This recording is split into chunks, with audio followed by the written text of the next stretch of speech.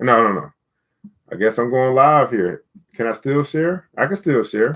All right. So sending this thing over to LinkedIn as well. Kansas City, Missouri is representing Kansas City.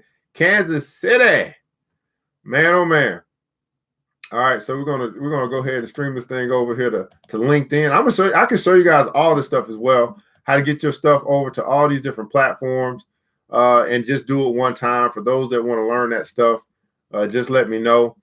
So I've done that. I think I send this over to Twitter as well. Why not? Going over to Twitter and yeah, we good, man. New Black Wall Street Book Club, man. Hey, time to get this show on the road, Mr. DJ. Hit the music. New Black Wall Street Book Club. Evan Jefferson, brother, much love. Educating, elevating, because in knowledge is the power and we'll never give it up. Literature that's for the masses. Where to put your money down, now how to watch your assets. Yeah, uplifting others is a passion. My brother Evan, he will turn it into action. New Black Wall Street Book Club. You should come read with us. Yeah, we comprehend and discuss. If we all just come together, there's no limit for us. If we all just come together. Here comes your host, New Black Wall Street. Evan, take it away. New Black Wall Street. New Black Wall Street Book Club. Yeah, that's right, beautiful people, man. If we all just come together, there's no limit for us.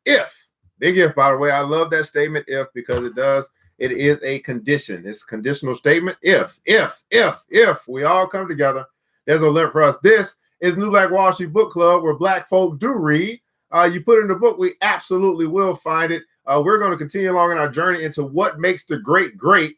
What Makes the Great Great by Mr. Dennis P. Kimbro. What Makes the Great Great by Mr. Dennis P. Kimbro. I'm your host, ERGJ, your certified financial educator and CEO of ERGJ Enterprises, and also the international best-selling author of the book, The Black Billionaires Club. I wrote that book 2 years ago, and that book was a study of Black wealth. It was a book of the study of the 12 richest Black people in the world at that time, 12 billionaires. That, hey, I just believe that if you want to be wealthy, you should study wealthy people, and that can help you get started to learn about those people, what they have done, how they've done it to be as wealthy as they are. And then we can take some things from that and we can apply it to our life, and we can have some semblance of success in whatever venture that we are in. So you want to check out that book, go ahead and go to the website, pick it up today, get the book, the ebook. The audio book will be available soon. www.theblackbillionairesclub.com, www.theblackbillionairesclub.com. Today's episode is going to be sponsored by ERGJ Black Bazaar. We actually have a new product that is super hot and dope, and they are called Black Packs. That's right, Black Packs. These are Black art design, right? Black art design book bags for you, for your children, your nieces, your nephews, all of that stuff as well. So here's one design here. You have your nice girl who's reading. Readers are leaders of the course. This is the book club, and this is a book club Black Pack. And so you can pick something like that up. You can just simply go to the website, www.ergjblackbazaar.com, www.ergjblackbazaar.com, to pick your Black Pack up today. The Black Pack is on sale through August, $25 with free shipping, and they have over 100 designs for you to choose from for boys and girls. So you can pick up your Black Pack today. Everybody that's watching right now, go and put in console hashtag Black Pack. Hey, that's Black art inspired gifts, so that we can actually represent our very own. We're going to start today with our affirmation of the day to actually get our mind right while people are still waking up and moving around, shaking and baking here this morning. Today's affirmation comes out of Daily Motivations for African American Success by the same author, Mr. Dennis P. Kimbro, and it simply says this. Repeat after me. I am focused. I am determined. And I will continue to push forward. I am focused. I am determined. And I will continue to push forward. Well, kings and queens, my question to you today is, are you focused? If so, what are you focused on? There's so many of us who actually, if you look at your life, you look at your habits, if you look at what you do on a regular basis, there are certain things that you are focused on. My question to you is, as you think about those things that you're focused on, those things that you typically do each and every day, are some of those things that you know about, Are they leading you to where you want to be or actually taking you away? Let me give you an example. I realized that I actually loved this. I love to play video games. And I realized it was starting to consume a lot of my time because I was focusing on playing that game, mastering that game, and being the best at that game because I'm a competitive person. When I look at the time that I was spending on a game versus the time I could be spending on my business, I had to change focus. And so I didn't want to just say I'm going to be a master of the video game that's bringing me no wealth. Let me be a master of my business that can bring wealth into my storehouse. So I changed focus. Does that mean I stopped playing the game? No. It just means that I stopped focusing on that game and I decided to take that focus and put it somewhere else.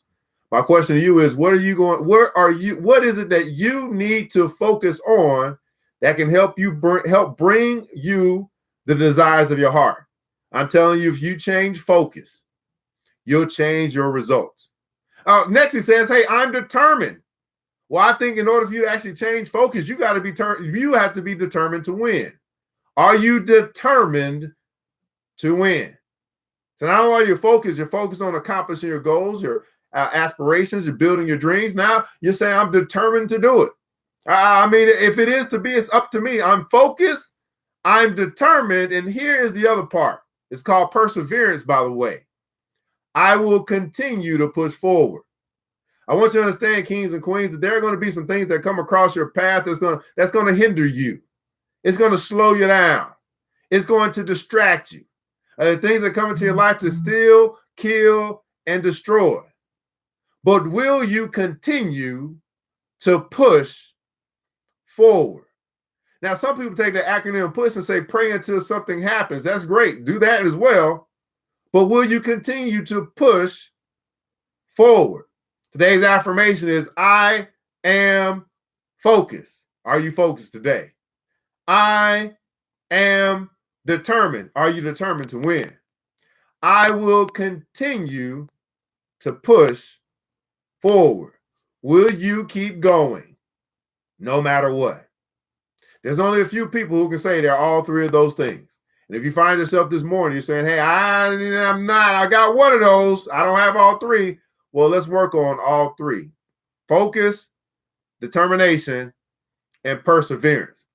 Our affirmation of the day, repeat after me and say it this time with some conviction. Let's get this thing really going as we set our day in line. I am focused. I am determined. And I will continue. I will continue to push forward. That's today's affirmation, guys. As you let that thing come into your heart, you can grow and develop that thing by repeating it over and over and over again until it reaps a harvest in your life. I am determined, I am focused, and I will continue to push forward. Well, billionaires, kings, and queens, we're going to get right into the meat of what we're going to discuss today. The New Black Wall Street Book Club, in the book, What Makes the Great Great? What Makes the Great Great by Mr. Dennis P. Kimbro. What Makes the Great Great by Mr. Dennis P. Kimbro. We're into chapter 5.6, something like that. Today we're going to be talking about choosing your work. 7 criteria to choose your work. We also have 2 other sections that we'll finish up today. And then I think next episode we should be done with chapter 5. 7 criteria for choosing the correct vocation. Vocation is another word for work, by the way. 7 criteria for choosing the correct vocation. A poet once wrote, blessed is the man who has found his work. Blessed is the man who has found his work. Begs the question, have you found your work? Blessed is the man who finds work. For the man or woman who has found an unending area of interest, the future is indeed a happy prospect. And let me add, such work exists for each of us. If we have not yet found it, we can do no better than continue our journey until we discover it. Latch on to the full message of Dean Briggs, one of America's foremost business educators, who taught, do your work, not just your work and no more, but a little more for the lavishing sake. That little more which is worth all the rest. And if you doubt as you must, and if you suffer as you must, do your work. Put your heart into it, and the sky will clear. Then out of the very doubt and suffering will be born the supreme joy of life. Imagine you have just received a diploma and you are about to walk into your dream job. What is the work that you will perform? What is your level of compensation? Who are your co-workers? Describe your work environment. So imagine you are walking into your dream job, your dream work. Basically, the author is asking you, what does that look like for you? Describe your work environment. What does it look like? Feel like? Sound like? How do you feel in this setting? What do people say to you and ask of you or report to you? What rewards do you experience? I want you to understand, kings and queens, that many of us simply don't have what we want because we don't know what we want. To ask you to do something like this, to describe it, to put some feeling into it of your dream job, you might say today that, hey, I don't like the job that I have. Okay, well, then the question could be, well, okay, well, what job would you like to have? And then if you can't answer that question, you can't describe what that dream job looks like, well, that's the main problem. Because we haven't set a destination, there's no way that we can reach it. So we can keep going to jobs that we don't like because we haven't defined the perfect or the dream job that's for us. When are you going to start defining your life and setting into motion areas and places that you want to go so that you can get there because you said, this is where I want to go? So many people are complaining simply because they have never defined. They never set a destination. They just take what comes and then they complain about it as they go through it. Have you defined your dream job, what you want to do and where you want to do it? Defining your life. Have you found that work? Your correct vocation. You need to ask two key questions as you approach the following exercise relating to your professional life. First, is my current professional career the one best suited to me? Second, if I'm in the career best suited to me, am I using my talent to its fullest potential? If you haven't discovered your true vocation, you may benefit from the following guidelines for choosing the correct vocation, stipulated in part by inspirational writer Mark Victor Hansen. Number one of the 7 criteria for choosing your work, your vocation. Number one, the position must be self-chosen. You must choose it yourself. You must choose it. Everybody put in the comments below, choose. You must choose it. And not your mother or your father or your significant other. Did somebody encourage you to pursue this field? The successful employ the secret of preparation as a way of achieving goals and sidestepping obstacles. They adhere to the words of Whitney M. Young, founder of the Urban League, who taught it's better to be prepared for an opportunity and not have it than to have an opportunity and not be prepared. Did someone encourage you to pursue this field? Did you choose your work or was it chosen for you?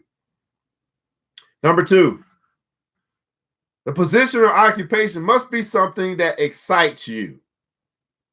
Man, it's something about going to work and when you can go to a job or you're doing something on a regular basis that excites you. Passion is the key word. Everybody put in the comments below, passion. Passion is the key word. The successful select work suited to their education and temperaments. They engage in labors of love. Passion. They engage in labors of love. Number three, there must be ample opportunity for unlimited personal and professional growth. You're looking for opportunities to grow. What each of us must do is to progress in our professions, to strive for constant improvement, to become effective and efficient in the career of our choice. In education as well as in business, we must not only strike while the iron is hot, but we must strike it until it becomes hot. We must not only strike when the iron is hot, but we must strike it until it becomes hot. Number 4, in the 7 steps to choosing your work, or 7 criteria. Creative thinking must be required. It's a requirement that you must use your brain. Creative thinking must be a requirement. Successful men and women possess the ability to turn nothing into something. They transform weeds into gardens and pennies into fortunes by combining the blessings of work and imagination. Successful men and women possess the ability to turn nothing into something. When's the last time in your life that you turned nothing into something? You turn pennies into fortunes. You turn weeds into gardens. You turn something or nothing into something using work and your imagination. 5 of the 7 criteria for choosing your work. You cannot watch the clock in a level. You cannot watch the clock in a level of compensation. Wow. Trading hours for dollars is the lowest form of compensation. Trading hours for dollars is the lowest form of compensation. Peak performers do not evaluate their work by the number of hours it takes. They never equate what they can earn with the work they perform. Time is a tool, not an end. Those who master greatness don't complain about long hours. They complain that the hours aren't long enough to accomplish everything they want. How long does the successful man or woman work? They work until. How long does the successful man or woman work? They work until. I think that in itself can help a lot of people today to understand that trading your time for dollars is the lowest form of compensation. It can only take you up so high in your income level.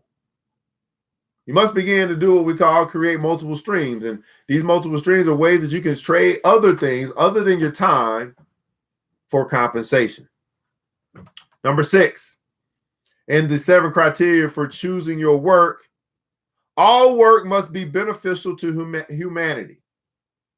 Successful people view work as a giving process, serving for the sake of serving, giving for the sake of giving. In other words, their work is seen as a calling. Collectively, they've adopted the motto, only the best will do.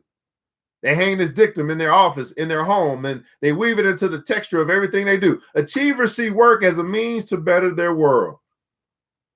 Are you currently in a job or a vocation that you see is a means to better the world? Must be beneficial to humanity. Number 7, in the 7 criteria for choosing your work, the vocation must allow you to associate with those you choose. You must have the ability to surround yourself with others like you. You must have the ability to surround yourself with others like you. And so the 7 criteria for choosing your work, once again, let's go through this real quick. The position must be self-chosen. You must choose it. It also must be something that excites you. It also must provide ample opportunity for unlimited growth professionally and personally. You must be in a position where you're required to use critical thinking. And you cannot watch the clock in the level of compensation. You're moving beyond the idea that you're trading your time for dollars. Number 6, all work must be beneficial to humanity.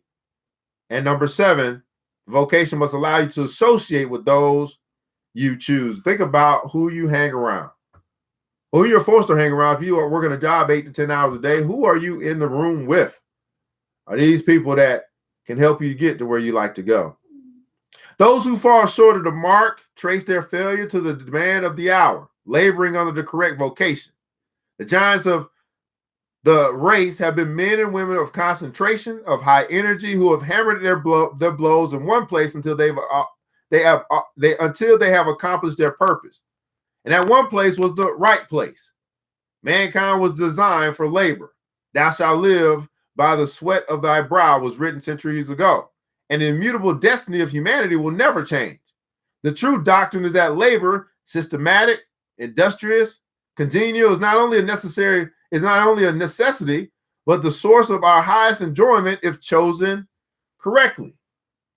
If chosen correctly, what do you think about it, right? You know, our work is a mainstay of our life. And if you and I choose our work correctly, at the place that we spend the most hours, 8 hours out of the day, a third of our day is spent at work.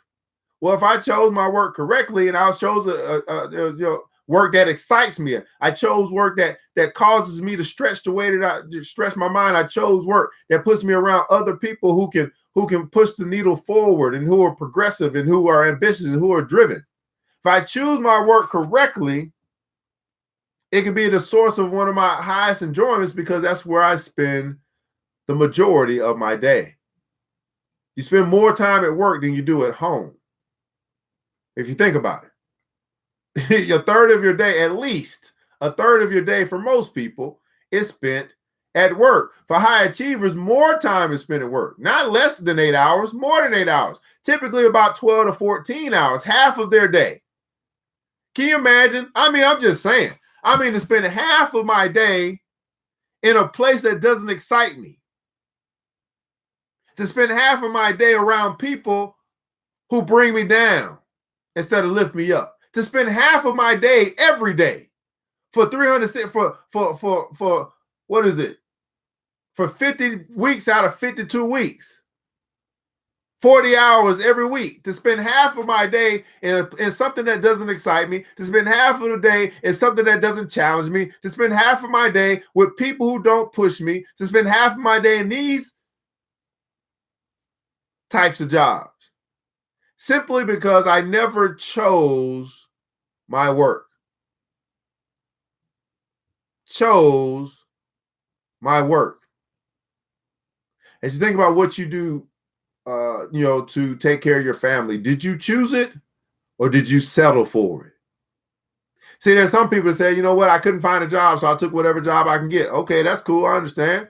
You did what you had to do. You took that job. But then after you took that job, did you still put yourself in position to go choose the job that you really want? And if you recognize the job that you really want, have you qualified yourself? Have you made sure that you are prepared for that job? Whether that be that you got to take some type of test, you got to do some type of certifications or whatever the case may be. Are you preparing yourself to win? So you can be in a place that excites you. So you can be around people who are like-minded and you can associate with. So you can be around. So you can stretch your thinking capacity. So you can move beyond, just trading your time for money, which is the lowest form of compensation. Did you choose your work, or did you settle for whatever you could get? 7 criteria for choosing your work. Good morning to you, Ms. Vivian Reed. Thanks so much for joining. Let's keep going.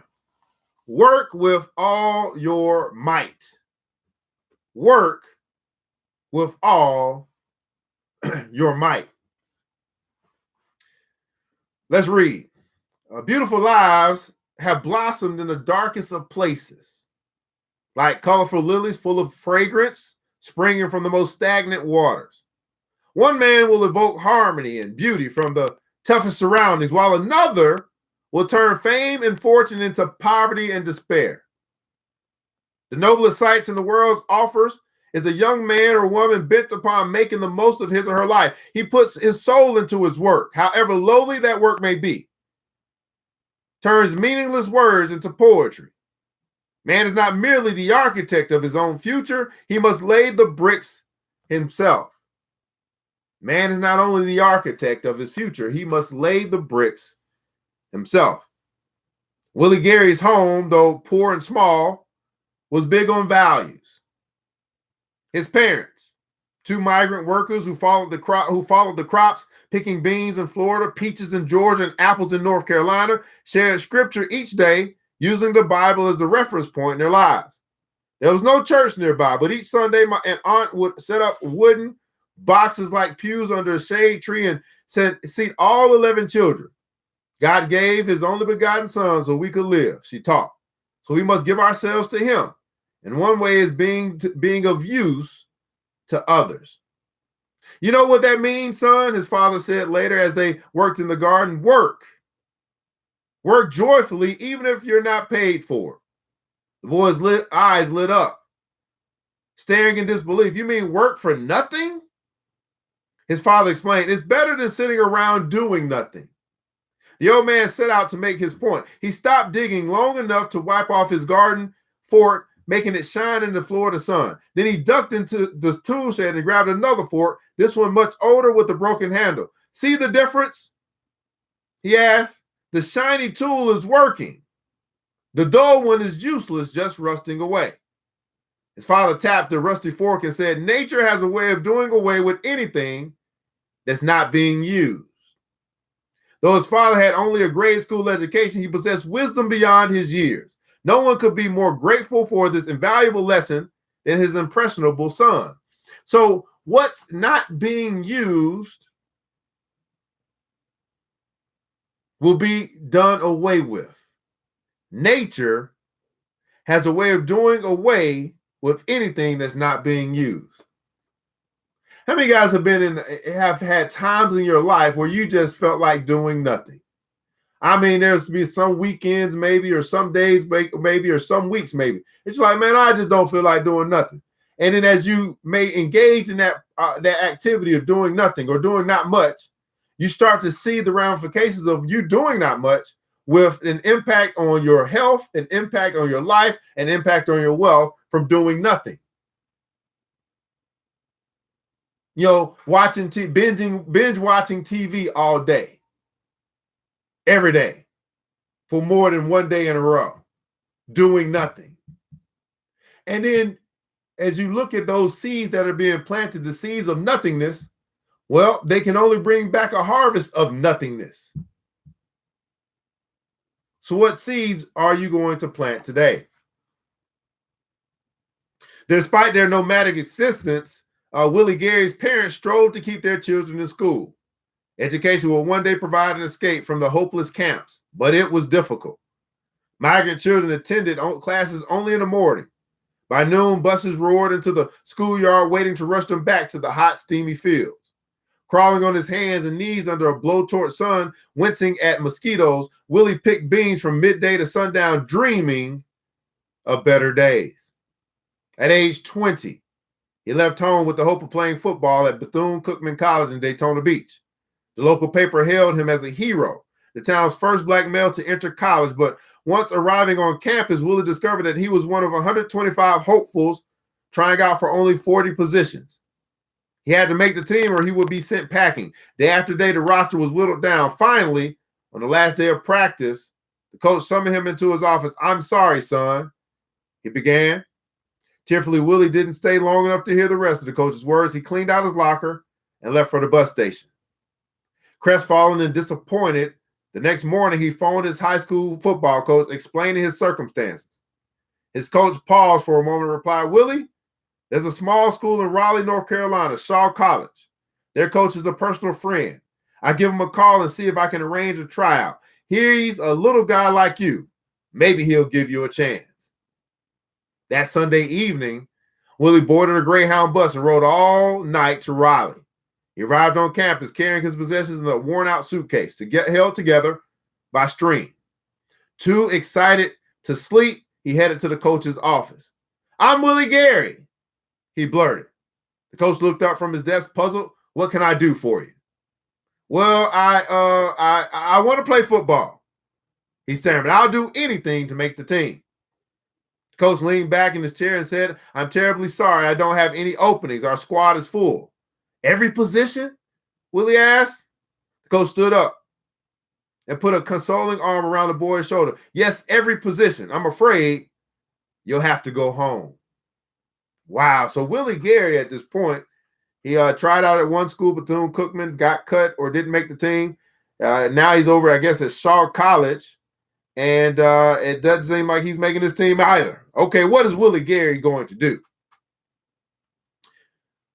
He used this principle to give away $10 million.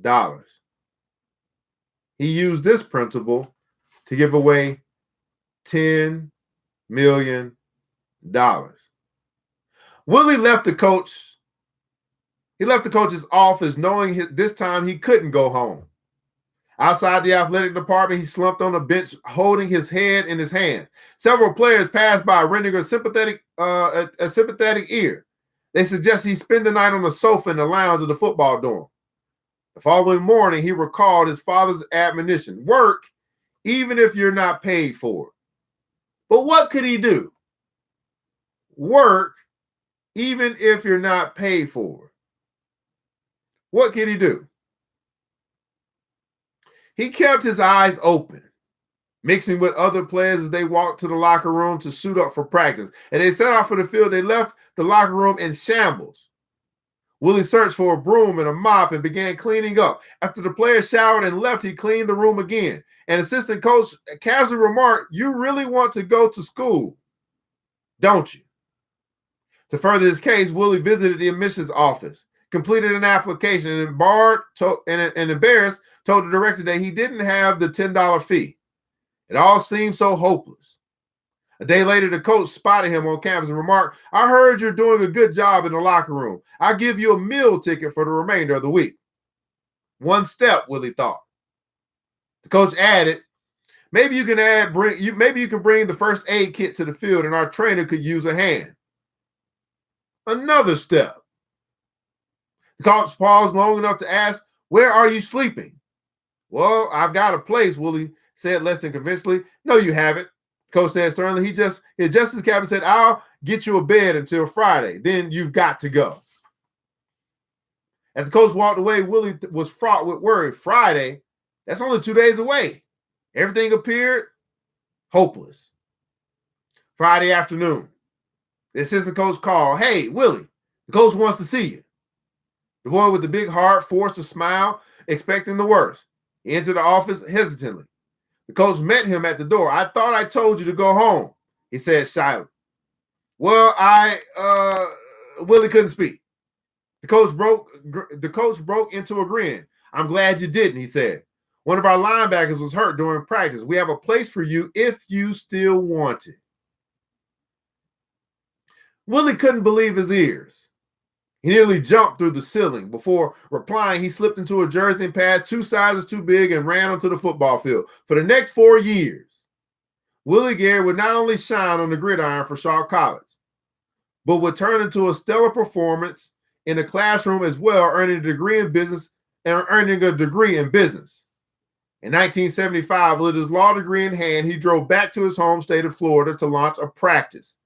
In one of his first cases, an elderly woman touted into his office. She was having trouble with the utility company regarding her bill. "I'm sorry, Mr. Gary," she trembled, dabbing her eyes with a handkerchief, "but I must tell you I cannot afford to pay you." Willie never forgot that precious lesson taught to him in the bean fields 25 miles away. He looked down at his desk for a moment, thinking of his father. "Don't worry, ma'am," he said. "I'll take your case." The look on her face was ample reimbursement. One phone call took care of her problem, but this was only the beginning. Impressed, the old woman recommended his firm to another family whose dilemma involved major litigation. Again, Gary's firm won, but this time they shared a $100 million judgment. Today, Gary, Williams, Parenti, Finney, and Lewis, Gary's firm, represents clients where millions of dollars hang in a balance. Over the past 15 years, Willie Gary has never lost a case. In an effort to give back and support the institution that supported him, Gary has pledged to donate $10 million to Shaw University, making his gift the largest contributions any Black college alum has ever made.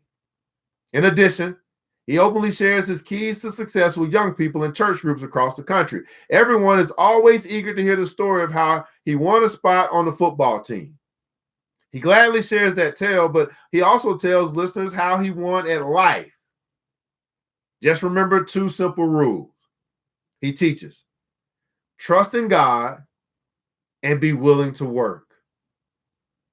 Trust in God and be willing to work. Trust in God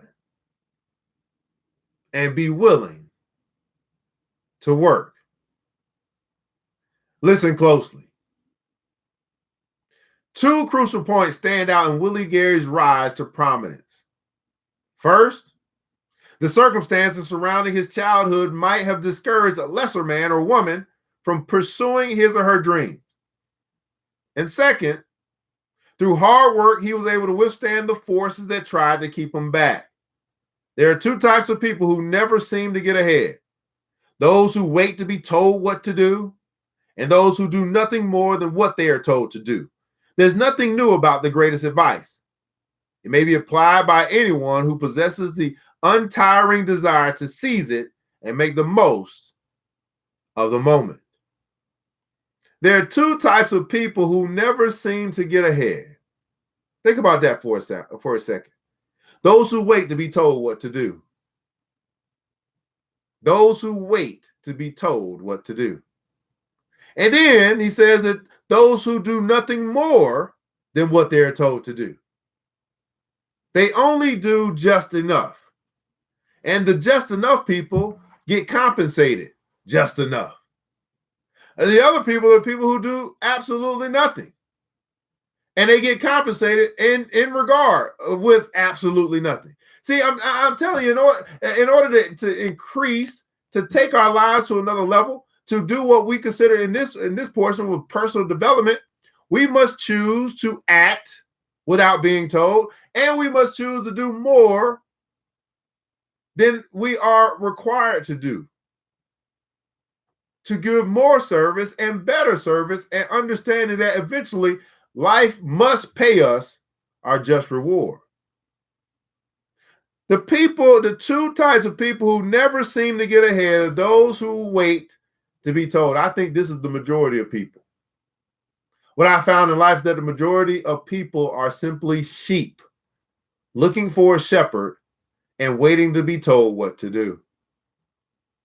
And that's okay. If you're a sheep at this point in time, you can always promote yourself to shepherd and start being a person that not only is being told what to do, but that can now instruct others on what to do because you have promoted or increased your life. And the other are the people who do nothing more than what they're told to do. These are the people that just have a job. And these are the people that say, you know what? I'm not coming in early. I'm not staying late. This is my job description. This is all that I'm going to do. Well, guess what? That's all you're going to get paid. Not understanding these universal laws, not understanding the law of compensation, not understanding the law of abundance, not taking the greatest advice, which is work, could be one of the main reasons why you may be in a position, the financial position that you're in right now. Here's what I learned. A lot of things that are said in this good book called the Bible seems to be true. Idle chatter leads only to poverty, but diligence in all labor, in all work, there's profit. What that simply says, billionaires, what that simply says, kings and queens, that if you and I want to get into profit, we must go to work. The greatest advice, work. Willie Gary was an individual who was in a hopeless position. And he decided to use the advice that came from his father, which was to go to work. He was working without getting paid. He was cleaning up a locker room. He was doing whatever he could to be useful. And as he was being useful, other people started to see his value and opportunity, the door that he had been knocking on with his work. That's the door of opportunity. It finally opened. Willie Gary was able to make the team. He never forgot where he came from. He got his law degree. And then he started making a difference and giving back. But it all goes back to persevering through the tough times so that you can appreciate the good times. This is the New Black Wall Street Book Club, where Black folk do read. You put in a book like What Makes the Great Greats by Mr. Dennis P. Kimbro, and we absolutely will find it. Well, we ask that you would check out our website, www.theblackbillionairesclub.com, where we do have the book club. There are ways that you can pick up the book. You can actually join the club itself, become a member. You can also support us in this venture for Reading Rainbow 2.0 by becoming a subscriber on our Facebook channel or a supporter on our Facebook channel. There are ways that you can support, and what I try to help people to understand is that we must learn to put our money where our mouth is. We can't say that we value one thing and then we actually spend our money in another place. That's contradictory. That's called being double-minded. And a double-minded man is unstable in all his ways. But to confirm your convictions, you simply put your money where your mouth is. And so as you think about what you say that you value, then you must answer this question. Does my money, my spending of my money reflect what I say that I value? For people to go to a church organization or whatever it is that you do, and you might be there and you actually putting in your time and your energy to say, hey, I love this and I want to make a difference. But then you go and spend your money somewhere else. That is a conflict that's going on in your life that you don't understand the connection between what you say and what you do, and also your money and where you spend it. There's another scripture in the Bible that says this: where your treasure is, there is your heart also. Where your treasure is, there is your heart also. It didn't say that where your mouth is, there's your heart, but where your treasure is. So basically, there seems to be some connection between where my heart is, what I value, and where I spend my money. And so my question to you is, where you spend your money, where you support, where you donate, where you make contributions at, whatever the case may be, do they align with what you say that you value? So many people can say, hey, I value the book club, man. I hope that you keep it going. But then when they realize, well, hey, I never actually made a donation. I never actually, invested to help this program continue, and it disappears, then they wonder what happened. Well, did you put your money where your mouth is? Did you actually invest in what you say that you value? And I'm telling you that as we become people who will actually do that, who actually invest in what we say we value, we begin to change our very own economy. We begin to change the way that things are being done in our communities. Why? Because we're now investing our money into the good things, and the good things are growing, and they are superseding, they're overtaking the bad stuff that might be happening in our communities. Just want you to think about that for a second, because that stuff comes from the Bible. These are just principles that we learn for those who choose to learn about these things called the universal laws. Anyway, you can check us out at theblackbillionairesclub.com. Also, check out our sponsor. You can pick up the Black Pack or a Black Pack. Over 100 designs for the Black Pack available at www.ergjblackbazaar.com, www.ergjblackbazaar.com. Well, kings and queens, billionaires, I want to say thanks so much for tuning in to today's episode. And I want you to remember this, that it takes a village. It starts with us. Let's build as we climb together. We all we got, people. Matter of fact, we all we need. And thank God that that's more than enough. Until next episode, you know what time it is. Mr. DJ, hit the music. New black. It's the New Black Wall Street Book Club. With your host, Evan Jefferson. It's time for us to go. Yeah. Now, you ain't got to leave the computer, but we encourage you to get out there and learn and apply all the things you learn at the New Black Wall Street Book Club. Yeah. Wall Street, the new Black Wall Street book club.